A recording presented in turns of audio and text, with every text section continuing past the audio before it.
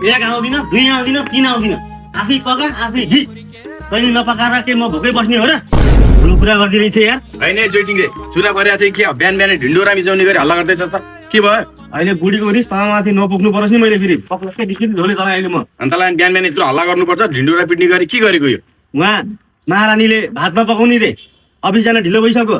भात पका भनेको झगडा गरेर बसिरहेछ। हो देखेन बुढाबुढीको त तेरो पनि झगडा हुँदो रहेछ नि त अस्ति त म तिमीहरूका बुढाबुढी कति झगडा गर्छौ भन्दै थिइस् यो घाउमा नुन फाल्ने काम नगरे झोले भन्दैछु नि तर म दिन्छु नि अहिले फेरि। बिगार गति हुनु पर्यो नि त अनि तेरो आफूलाई यहाँ अफिस जान ढिलो भएको छ, भोक लागेको छ, यहाँ खाना पाएको छैन, दिमाग तातेको बेला धेरै तल पनि दिमाग नताना नि फेरि झोले। तर आज म भात खुवाउँछु खुवाउँछस्? जान्छस् भात खुवाउँछु आज म त मा कसम खुवाउँछस्? साँच्चै खुवाउँछु तँलाई मा कसम? साँच्चै खुवाउँछु के अनुहार हेर्दा त तेरो विश्वास लाग्दैन कसम खाएको छस् नि फेरि।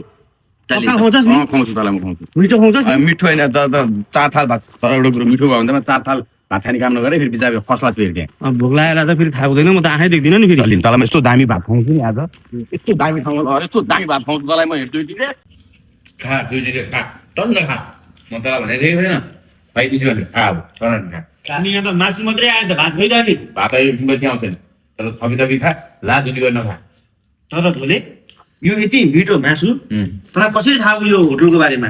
जहाँ पाइतिर तँलाई लिएर आउँछु जस्तो लाग्यो यो भन्सार अगाडि रहेको वाउ क्याफेमा लिएर आएको भने बुझिस् मिठो त्यो हान्छ दुई दिन लास मिठो नि यार। त्यसो भए पैसा दिन त अब झोले तैँले मलाई मासु खुवाउँछु मासु भात खुवाउँछु भनेर ल्याएको होइन?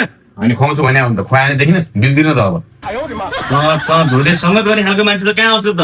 तैँले मेरो सङ्गत किन गर्नु पर्यो वाउ क्याफेको सङ्गत गर न मिठो मिठो momo chicken rice chicken chowmein यस्तो मिठो मासु खाइहाल्छस् नि मेरो सङ्गत किन गर्नु पर्यो आउला सबैदेखि रुपियाँ पैसा दिने मेरो सङ्गत गरौँ न मैले। सब्जी कति भयो? 1500 1500 भयो। देखिस् कति सस्तो रहेछ सस्तो त हो नि त। फ्रीमा खान पाएपछि तँलाई सस्तो भइहाल्छ नि। अर्कालाई पैसा तिर्नु लागेको छ। यही पैसा बाइक तिर्नु पऱ्यो 3500 4000 मिलाउँछु कस्तो सही ठाउँमा ल्याउँछु मैले ल्याएँ भने भाइ